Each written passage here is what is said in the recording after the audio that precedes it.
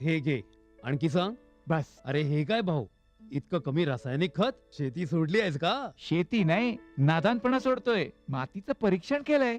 आता तर भाऊ जितकं आवश्यक आहे तितकंच खत शेतात टाकू. हा, शेतकऱ्यांनो, आजच आपल्या जिल्ह्याजवळच्या भूमी परीक्षण प्रयोगशाळेत मातीचं परीक्षण अवश्य करवा आणि मातीची पोषक तत्व, आर्द्रता व रोपांचा विकास बघता केवळ आवश्यकतेनुसारच पोषक तत्व घाला. आणि हो, मातीतलं गंधक, जस्त, बोरॉन सारख्या पोषक तत्वांविषयीही जाणून घ्या. खत आणि जैविक खताच्या योग्य उपयोगानं भूमीचा सकसपणा टिकवून ठेवा, उत्पादकता वाढवा, खर्च कमी करा आणि बहुमोल परकी चलन वाचवण्यातही सहकार्य करा. आणि हो, मंद गतीनं नायट्रोजन उपलब्ध करून देणारी खतं जसं कडुलिंबयुक्त युरियाला प्राधान्य द्या आणि युरियाचा पानांवर शिडकाव करा. अरे वा, तू तर खरोखरी समजूतदार झालास रे. आणखी माहितीसाठी संपर्क करा जिल्हा कृषी अधिकारी किंवा शेतकरी कॉल सेंटर. बायका वसूल करतेस बाबा, करतेस बाबा. तुकाराम, हे तुकाराम. हे शाळेला गेल्या ती. शाळेला गेला? अरे बा नाही सांगायचं तर पटेलाशे बॉल बाडे. वहिलाला म्या शाळेलाच गेलतो, म्हणजे फॉर्म स्कूलला, जिथं शेतकऱ्यांना पिकांचा उपज वाढवायच्या सर्व गोष्टी शिकवल्या जातात. जसं मातीच्या पोतानुसार कोणती खतं योग्य आहेत, कोणती बियाणं आणि गरजेनुसार कोणती कीटकनाशक उत्तम आहेत. खर्च बेताचा, लाभ मोलाचा.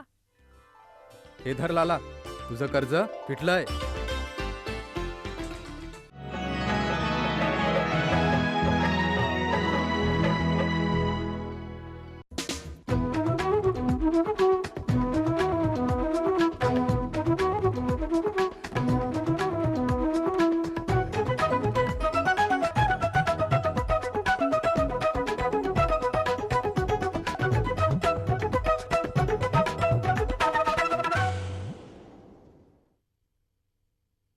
दहा दिवसात 8 लाख हेक्टरवरील पिकांना गारपिटीचा फटका.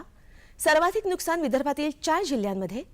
शेतकऱ्यांचं वैध सावकारी कर्ज राज्य सरकार भरणार आणि राज्यात आतापर्यंत 7 कोटी टन ऊसाचं गाळप. नमस्कार, आता पाहूया सविस्तर वृत्त.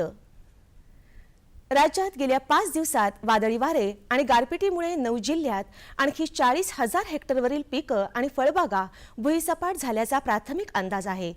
रब्बी ज्वारी, गहू, हरभरा, कांदा, द्राक्ष, डाळिंब, पपई आदी पिकांना या आपत्तीचा मोठा फटका बसला आहे. नुकसानीच्या प्रमाणात आणि पातळीत आणखी वाढ होण्याचा धोका आहे. 8 दिवसांपूर्वीच झालेल्या गारपिटीने झालेल्या 7.5 लाख हेक्टरवरील पिकांचं नुकसान झालं होतं. गारपीट, पाऊस आणि वादळी वाऱ्यांमुळे दररोज होणाऱ्या नुकसानीचा आढावा कृषी आयुक्तालयांमार्फत घेण्यात येत आहे. 8 ते 10 मार्च या कालावधीत राज्यात गारपिटीनं 30,000 हेक्टरवरील पिकांना फटका बसल्याचं कृषी मंत्रालयामार्फत स्पष्ट करण्यात आलं आहे. गारपिटीचा सर्वाधिक फटका विदर्भातील अमरावती, यवतमाळ, वाशिम आणि अकोला या 4 जिल्ह्यांना बसला आहे. यवतमाळमध्ये 13,000 हेक्टर, वाशिम जिल्ह्यात 13,000 हेक्टर, अमरावतीत 6,000 हेक्टर तर अकोला जिल्ह्यात 3,000 हेक्टर क्षेत्रांवरील पिकांचं गारपिटीमुळे मोठं नुकसान झालं आहे. गेल्या काही महिन्यात नैसर्गिक आपत्तींमुळे विदर्भातील पिकांची हानी मोठ्या प्रमाणात वाढल्याचं चित्र आहे. नुकसानग्रस्त पिकांमध्ये द्राक्ष, डाळिंब आणि कांदा या पिकांच्या नुकसानीची तीव्रता सर्वाधिक आहे. पाठोपाठ ज्वारी, हरभरा, पपई आणि गहू या पिकांचंही मोठं नुकसान झालं आहे. काढणीस आलेल्या गव्हाचं नुकसानही मोठं आहे. राज्यातील दुष्काळग्रस्त शेतकऱ्यांकडे असणारं नोंदणीकृत खासगी सावकारांकडील सरसकट कर्ज राज्य सरकार भरणार असल्याची घोषणा मुख्यमंत्री देवेंद्र फडणवीस यांनी नुकतीच विधान परिषदेत केली. सुमारे 200 कोटी रुपयांच्या घरात हे कर्ज जाणार आहे. राज्यपालांच्या अभिभाषणावरील चर्चेला उत्तर देताना मुख्यमंत्री बोलत होते. मुख्यमंत्री म्हणाले की शेतकरी आत्महत्यामागे खासगी सावकारीचा विळखा हे सुद्धा महत्त्वाचं कारण आहे. पंतप्रधानांनी नियुक्त केलेल्या समितीच्या अहवालातही खासगी सावकारींकडे लक्ष वेधण्यात आलं आहे. शेतकऱ्यांना खासगी सावकारांच्या पाशातून मुक्त करण्यासाठी दुष्काळग्रस्तांचं खासगी सावकारांकडील कर्ज भरण्याचा निर्णय राज्य सरकारनं घेतला आहे. राज्यात उशिरानं सुरू झालेल्या 178 कारखान्यांचं ऊस गाळप अंतिम टप्प्यात आलं आहे. गेल्या शनिवारपर्यंत मिळालेल्या माहितीनुसार साखर कारखान्यांनी सुमारे 7,05,34,000 टन ऊसाचं गाळप केलं आहे. साखरेचं सुमारे 7,83,80,000 क्विंटल उत्पादन झालं असून साखर उतारा सरासरी 11.11% एवढा आहे. राज्यातील 3 साखर कारखाने बंद झाले आहेत, अशी माहिती साखर आयुक्तालयाचे विकास विभागाचे पांडुरंग शेळके यांनी दिली. यंदा राज्यात गेल्या महिन्यात साखर आयुक्तालयानं सुधारित अंदाज जाहीर करून ऊसांचं क्षेत्र वाढल्याचं सांगितलं. त्यातच गेल्या आठवड्यात झालेल्या पाऊस आणि गारपिटीमुळे साखर कारखान्यांचा गळीत हंगाम लांबण्याची शक्यता साखर आयुक्तालयाच्या सूत्रांनी व्यक्त केली आहे. तुती लागवड आणि रेशीम कोष उत्पादन योजनेअंतर्गत तुती लागवड करण्यास इच्छुक शेतकऱ्यांकडून येत्या गळीत हंगामासाठी प्रस्ताव मागवण्यात आले आहेत. त्यासाठीची अंतिम मुदत 30 जून असल्याचं नागपूरच्या रेशीम संचालनालयानं कळवलं आहे. नांदेडचे जिल्हा रेशीम अधिकारी PJ पाटील यांनी ही माहिती दिली. नांदेड जिल्ह्यातील शेतकऱ्यांकडून तुती लागवड करण्यासाठी हे प्रस्ताव मागवण्यात आल्याचं त्यांनी सांगितलं. सुमारे 20 गुंठे ते 2.5 एकर शेती असलेल्या शेतकऱ्यांना जिल्हा रेशीम कार्यालयात उपलब्ध असलेल्या अर्जाच्या नमुन्यानुसार 500 रुपये भरून नोंदणी करण्यात येणार आहे. शेतकऱ्यांना क्षेत्राची कमाल मर्यादा नाही. शेतकऱ्यांकडे सिंचनाची सोय असावी. अनुसूचित जाती, जमाती, अल्प अत्यल्प भूधारक शेतकऱ्यांना प्राधान्य देण्यात येणार आहे. या प्रवर्गातील शेतकऱ्यांना न मिळाल्यास सर्वसाधारण शेतकऱ्यांना प्राधान्य देण्यात येणार आहे. द्राक्ष आणि बोर बागेची काढणी झाली असल्यास बागेची स्वच्छता करावी. फळझाडाच्या खोडाभोवती आणि आळ्यात गवत, पालापाचोळा इत्यादीचे जमिनीवर आच्छादन करावे.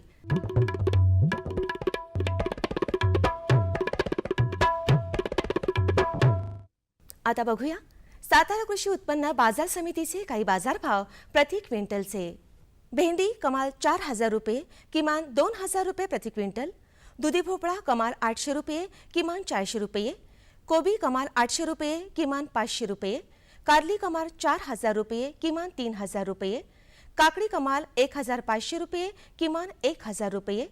हिरवी मिरची कमाल 4,000 रुपये, किमान 3,000 रुपये. टोमॅटो कमाल 1,000 रुपये, किमान 400 रुपये. वांगी कमाल 400 रुपये, किमान 200 रुपये. शेवगा कमाल 4,000 रुपये आणि किमान 3,500 रुपये प्रति क्विंटल. कृषी बाजारभाव विषयक अधिक माहितीसाठी www.agmarknet.nic.in किंवा www.msamb.com या संकेतस्थळाला भेट द्या.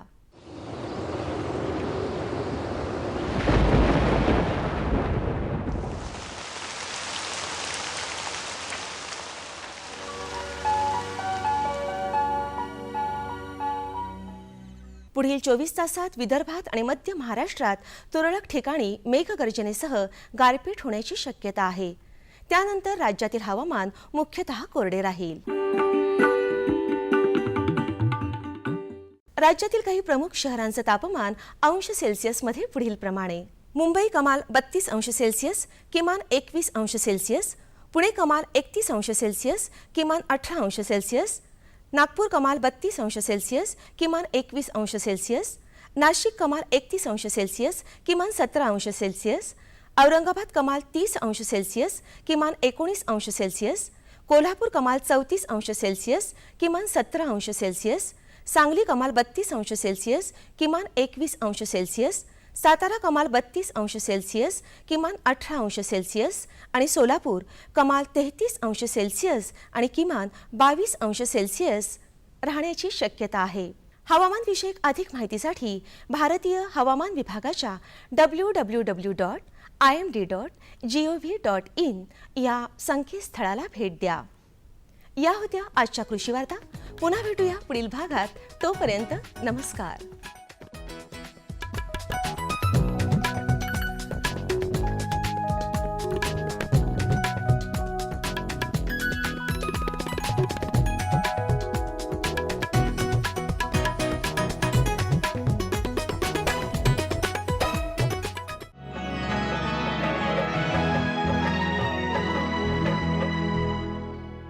सुगंधाच्या दरवळीमध्ये, स्वादाच्या बहारीमध्ये, प्रगतीच्या डहाळ्यांमध्ये पसरणाऱ्या हास्यांमध्ये, हिरव्यागार झाडांमध्ये, मोठ्या मोठ्या सौद्यांमध्ये, गोड मधुर गुंजनामध्ये, आनंदाच्या चाहुलीमध्ये. NHM बागवानी मिशन.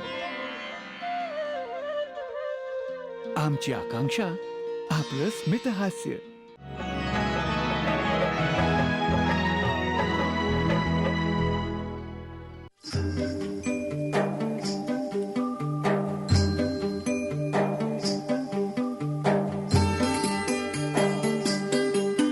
हवामानातील बदल, शेती व्यवसायातून मिळणारा अनिश्चित नफा, शिवाय दुष्काळ आणि महागाई या सर्व समस्यांना तोंड देणं खरंच जिकरीचं झालेलं आहे.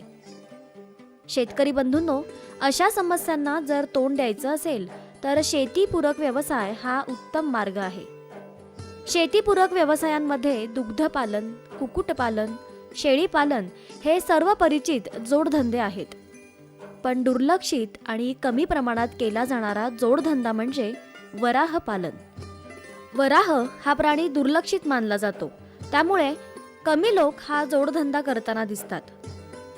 पण या जोडधंद्याविषयीच्या समजुती मनातून काढून टाकून नक्कीच या जोडधंद्याला गती मिळायला हवी आहे.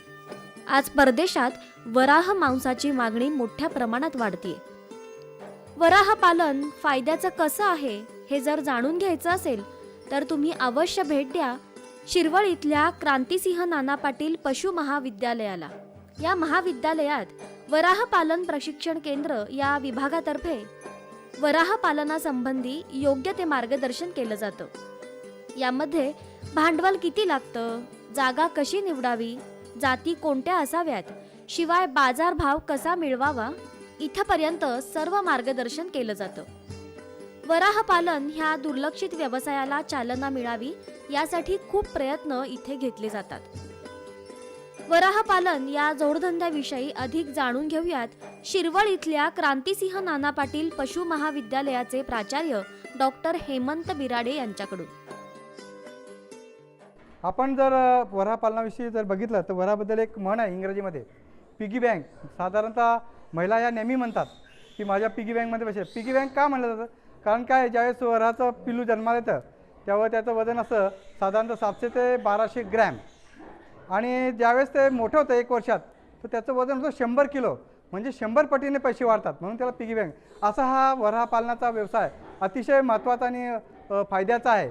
तर आपण ह्या वरामध्ये बघितलं तर वराह हा असा आहे की याच्यामध्ये आपण ह्याचे आणि माणसाची जवळजवळ फिजिओलॉजी म्हणजे शरीरक्रियाशास्त्र एकच आहे, आणि याला आपण काही खाऊ घालू शकतो. म्हणजे हॉटेल वेस्टवर हा जनरली राहू शकतो आणि जास्तीत जास्त आपल्याला फायदा मिळू शकतो. याला आपण जर बघितलं तर याच्यावर आपल्याला वेगवेगळे प्रयोग केलेले आढळतात. माणसावर काय परिणाम होतात दारूचे वाईट ते याच्यावर केले जातात, कारण हे याचं आणि ह्याचं. त्याचप्रमाणे आता जर आपण बघितलं मानवामध्ये विविध अवयवांचं रोपण होते, हृदय, किडनी ह्याचं रोपणाचे प्रयोग चालू आहेत, आणि जर ते यशस्वी झाले तर मानवामध्ये ते रोपण करण्यात येतील. आणि हा एक आता हा जो व्यवसाय आहे आत्तापर्यंत हा साधारणतः कमी शिकलेले अति दुर्लक्षित व्यक्तीचे आहेत त्यांच्याकडे होता, पण हा शास्त्रोक्त पद्धतीने जर केला तर आपल्याला हा फायदेशीर होणार आहे. आणि ह्या व्यवसायामध्ये आपण काय म्हणजे महत्त्वाचं काय आहे की ह्या 5 घटकांवर अवलंबून आहे. पहिली महत्त्वाची म्हणजे प्रजातीची निवड, ह्याच्यामध्ये अनेक प्रजाती आहेत. दुसरं म्हणजे आहार, तिसरं म्हणजे आपण जर बघितलं निवारा जर चांगला असेल, आणि चौथं म्हणजे आपण रोगाचं नियंत्रण, आणि 5वं म्हणजे प्रजनन. ह्या घटक हे एकमेकावर अवलंबून. जर आपण चांगली प्रजाती निवड नाही केली तर आपल्याला जो आहे प्रजाती निवड ते जे आपण किती पण चांगला आहार दिला तर आपल्याला हे म्हणजे प्रजाती निवड. आणि आहार चांगला, किती पण चांगली जर आपण प्रजाती निवडली आणि आहार चांगला दिला म्हणजे एकमेकावर हे अवलंबून आहेत. वराह पालन हे कमी खर्चात तर करता येतच, पण दिवसेंदिवस वाढत जाणारा हा व्यवसाय खूप नफा मिळवून देतो, असं प्राचार्यांनी सांगितलं. प्रथम कुठली प्रजाती निवडायची, तर आपण जर बघितलं आपल्या देशातील देशी वरासुद्धा चांगल्या प्रकारे परफॉर्मन्स देऊ शकतात, पण आपण त्यांना त्या पद्धतीचं व्यवस्थापन देत नाही आणि लोकांना ते आवडत नाही. तर याच्यामध्ये लार्ज व्हाईट यॉर्कशायर ही जी आता तुम्हाला जी ब्रीड दिसते ही एक चांगली प्रजाती आहे. ह्याच्यामध्ये वजन वाढीचा वेग चांगला आहे आणि यांच्यामध्ये पिलाचं म्हणजे उत्पादनसुद्धा म्हणजे जे पुनरुत्पादन ते पण चांगलं. साधारणतः ते एका वेळेला 10 ते 12 पिलांना जन्म देऊ शकतात साधारणतः, आणि ते आपले वाढवणार आहे. आणि मग आहार जो आहे, तर आम्ही आता साधारणतः आपल्याकडे जे शेतकरी आहेत महाराष्ट्रातले ते हॉटेल वेस्ट खाऊ घालतात. हॉटेल वेस्ट म्हणजे हॉटेलमध्ये जे उरतं ते खाऊ घातलं तर ते चालू शकतं. आणि मग आता साधारणतः घरं कशी असायला पाहिजे. आता हे जे बघता तुम्ही हे घर आता साधारणतः अर्धं उघडं आहे आणि अर्धं बंदिस्त आहे, असं जरी केलं तरी चालतं. आणि साधारणतः एका विणाऱ्या मादीसाठी 7 बाय 12 फुटाचं घराची गरज असते. म्हणजे 12 फूट लांबी आणि 6 फूट किंवा 7 फूट रुंदी अशा पद्धतीने केलं. आणि ते त्याच्यामध्ये 6 फूट आपण जर हे केलं काय बंदिस्त आणि 6 फूट उघडं केलं, 6 फूट उघडं केलं तर ते चालतं. त्याच्यामध्ये चांगलं आता इथं काही वास येत नाही कारण की व्हेंटिलेशन आहे. अशा प्रकारे जर निवड केली तर आणि आहार आपण म्हणजे आपण कोंबड्यांना जे खाऊ घालतो त्या पद्धतीचे सुद्धा बनवू शकतो. त्याच्यामध्ये साधारणतः आपल्याला 17-18% प्रोटीन हे आणि यांचं साधारणतः कंपॅरिझन हे कोंबड्याशी होतं. यांच्यामध्ये वेट गेन म्हणजे वजन वाढीचा वेग हा ब्रॉयलर पक्षानंतर जेवढा ब्रॉयलरचा जितका आहे त्याच्यानंतर यांचाच नंबर लागतो. वराह पालन करताना जागेची निवड, तेथील स्वच्छता, त्यांचं खाद्य काय असावं, या प्रकारच्या व्यवस्थापनाचा अभ्यास कसा करावा हे प्राचार्य सांगतात. आता साधारणतः आपण जर बघितलं यांना दररोज किती खाद्य लागतं. जी गाभण नसेल तिला 3 किलो दिलं तरी चालते आणि गाभण काळात मग तसं वाढवत जातो आणि ती व्यायल्यानंतर तिला साधारणतः 7 किलो लागतं. आणि हे 7 किलो जे आपण आहे हे हॉटेल वेस्ट दिलं तर आपल्याला हा धंदा फायदेशीर होतो. आपण जर बघितलं एकाला हे 10 पिलांना जन्म देऊ शकतात. ह्यांचा गर्भार काळ आहे साधारणतः 114 दिवस म्हणजे 3 महिने 3 आठवडे 3 दिवस. आणि हे वर्षातून 2दा वितात म्हणजे वर्षातून आपल्याला 2दा मिळतात. एकदा वेळेल्यानंतर आपण जर एका वेळेला जर आपल्याला 10 पिलं झाली आणि कमीत कमी म्हणतो आता त्यांचं वजन वाढीचा वेग जास्त आहे पण आपल्याकडे 50 किलो झाले. मार्केट रेट त्यांचा 50 किलोला म्हणजे एका किलोला 70 रुपये, पण आपण आपला सगळा म्हणजे लेबर इलेक्ट्रिसिटी इतर सगळे खर्च 50 रुपये जरी किलोने गेलं तर आपल्याला एका पिलापासून जवळजवळ 2,500 मिळतात. आणि साधारणतः 10 पिलापासून आपल्याला 25,000 मिळतील. आणि वर्षाला आपल्याला किती मिळतील एका मादीपासून 25 अधिक 25,000 तर आपल्याला 50,000 रुपये एवढा फायदा होऊ शकतो. आणि आपण असे 10 माद्या ठेवल्या 10 अधिक एकाचा गट म्हणजे नर एक असं तर आपल्याला 5 लाख रुपये फायदा होऊ शकतो. आणि यांचं विष्ठा ही सुद्धा खूप अतिशय चांगली खत म्हणून वापरण्यात येते. वराह पालन करताना वराहांना होणाऱ्या रोगाची माहिती असणं हे खूप आवश्यक आहे. त्यानुसार आपल्याला प्रतिबंधात्मक उपाय, लसीकरण हे करता येतं. यांच्यामध्ये रोगाचं नियंत्रण साधारणतः जास्त आपल्याला आपण जर व्यवस्थित हे केलं काय मॅनेजमेंट व्यवस्थापन म्हणजे सकाळी एकदा त्यांना धुणे, संध्याकाळी एकदा धुणे आणि 2दा पाणी वगैरे याचं दिलं तर आपल्याला जास्त मॅनेजमेंटची काही व्यवस्था लागत नाही. ह्यांना साधारणतः आपण सकाळी एकदा जेवण देतो आणि संध्याकाळी दुपारी ते एकदा जेवण केले की झोपतात आणि त्यांचं वजन वाढतं. तर अशा प्रकारे यांचा आहार हा अतिशय म्हणजे यांना ज्या जनरल जनावरांना ते बांधारे दूध काढारे असं काही करायची गरज नाही आहे. म्हणजे आपल्याला कमी खर्चात हा जास्तीत जास्त फायद्याचा धंदा आहे. रोग नियंत्रणामध्ये यांच्यामध्ये साधारणतः 2 रोग येतात आणि ते म्हणजे एक म्हणजे स्वाईन फ्लूचा याचा काही संबंध नाही आहे. स्वाईन फ्लू हा एक वेगळा रोग आहे. हा विषाणूपासून रोग होणार तो. तर याचं लसीकरण साधारणतः ते दुधातून आपण यांना 8व्या महिन्यात 8 आठवड्यात तोडतो त्यावेळेस एकदा करायचं, नंतर एकदा 6 महिन्याचं असं करायचं आणि नंतर मात्र प्रतिवर्षी आपल्याला यांचं एक केलं तर कुठलाही रोग होत नाही. त्याचप्रमाणे दुसरा एक रोग जो आहे आपण साधारण जनावरांना म्हणतो लाळ्या खुरकत, हा एक रोग येतो आणि ह्या रोगाचं सुद्धा आपण दर 6 महिन्यांनी जर लसीकरण केलं तर रोगसुद्धा होत नाही. यांना रोगाचं तसं प्रमाण खूपच कमी आहे. आणि आपण बाकी जर मॅनेजमेंट व्यवस्थित ठेवली, व्यवस्थापन म्हणजे धुणं. आता ज्यावेळेस तुमचं हे घर आहे या घरामध्ये पाणी साचायला नको. पाणी एकदम ज्यावेळेस घर बांधतो त्यावेळेस प्रत्येक फुटाला आपण पाऊण इंच इतकं उतार द्यायला पाहिजे. म्हणजे ती काही घाण असते नुसतं त्या याच्याने पाईपने धुतली तर ती वाहून जाते आणि ती वाहून गेल्यानंतर असं वाससुद्धा येत नाही. तर हे एक प्रकार आहे. ह्याचा व्याल्यानंतर साधारणतः 10 पिलं जन्माला आली तर ती आपलं वाढवणे महत्त्वाचं असतं. आणि पहिले 3 दिवस म्हणजे अतिशय महत्त्वाची, कारण की जसे बँकेतले पैसे ठेवले असतात, कॅश झाले असतात तर ते आपल्याला बघायचे असतात. तर ते आपण मग ते 3 दिवस आपण खूप काळजी घ्यायची. आणि त्यासाठी घराला आपण जाळी लावलेली असते, कारण की हे जी पिलं आहेत, ही जी पिलं कावळे आहेत, कावळे येतात आणि त्यांचे डोळे फोडतात, त्यांना इजा करतात आणि मारून टाकतात. तर त्याच्यासाठी आपल्याला जाळी बसवणे अतिशय महत्त्वाचे आहे. आता तुम्ही संपूर्ण घराला जरी जाळी बसवली तरी चांगलं आहे, किंवा नुसतंच जेवढं बंदिस्त भाग आहे तेवढं त्याला बसवणं त्यालाही चांगलं आहे. पण मला असं वाटतं की आपण संपूर्ण जी ही जी दिसते उघडा भाग त्याला लावला तर म्हणजे पूर्ण त्याला हे होईल आणि कधीही आपल्याला त्रास होणार नाही.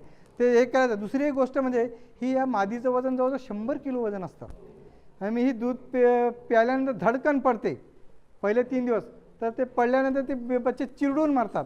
तर म्हणून आम्ही यांना गार्ड रेल लावतो. साधारणतः ही गार्ड रेल 3 सेंटीमीटर इतके वासाचे असतात आणि जमिनीपासून 9 ते 12 इंच वरती आणि भिंतीपासून 9 ते 12 इंच लांब अशा रीतीने लावले जातात. त्यामुळे काय होतात की ही जी बच्चे असतात हे दूध पिऊन जाऊन तिथं दूध प्यायल्यानंतर जातात आणि आराम करतात. मग ते मादी जरी धडकन पडली तरी ते बच्चे चिरडून मिळत नाही. साधारणतः मादीसुद्धा खूप चांगली असते. ती ज्यावेळेस ती पडते त्यावेळेस ती काळजी घेते की ती पिलांवर पडणार नाही, पण काय सांगता येत नाही. आणि एक पिलू म्हणजे आपलं जवळजवळ 2,500चं नुकसान होणं असं, म्हणून ह्यासाठी आपण दुसरी एक महत्त्वाची गोष्ट म्हणजे की ह्या पिलं जन्मल्यानंतर 3 ते 5 दिवस आपल्याला खूप काळजी घ्यायची असते. थंडीच्या दिवसात ही काही बच्चे गारठून मरतात.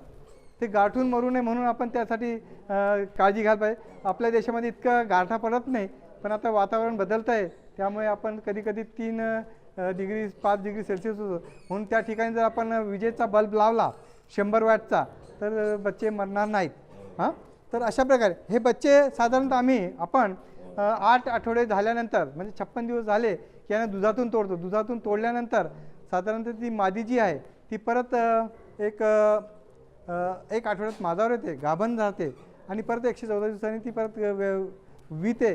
असं हे चक्र चालू होतं ना. आपल्याला साधारणतः वर्षाला 2 वित मिळू शकतात, 20 बच्चे मिळू शकतात आणि आपल्याला फायदा होऊ शकतो. वराह हा संशोधनासाठी, मांसासाठी तसंच त्याच्या विष्ठेचा खतासाठी वापर होतो. असा तिहेरी फायदा जर आपण लक्षात घेतला तर हा जोडधंदा किती फायद्याचा आहे हे लक्षात येईल. गरज आहे फक्त आपल्या मनातील गैरसमजुती काढून टाकण्याची आणि या जोडधंद्याला चालना देण्याची.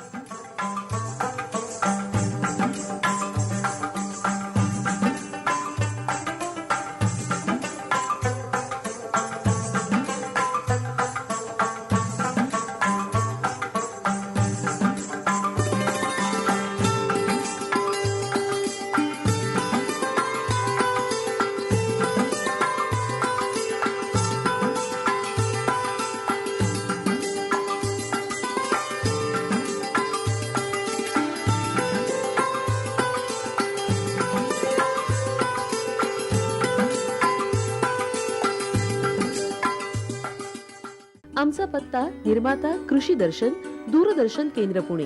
आमचे ईमेल आयडी असे आहे ddkpunekrshi@hotmail.com आणि ddkpunekrshi@rediffmail.com.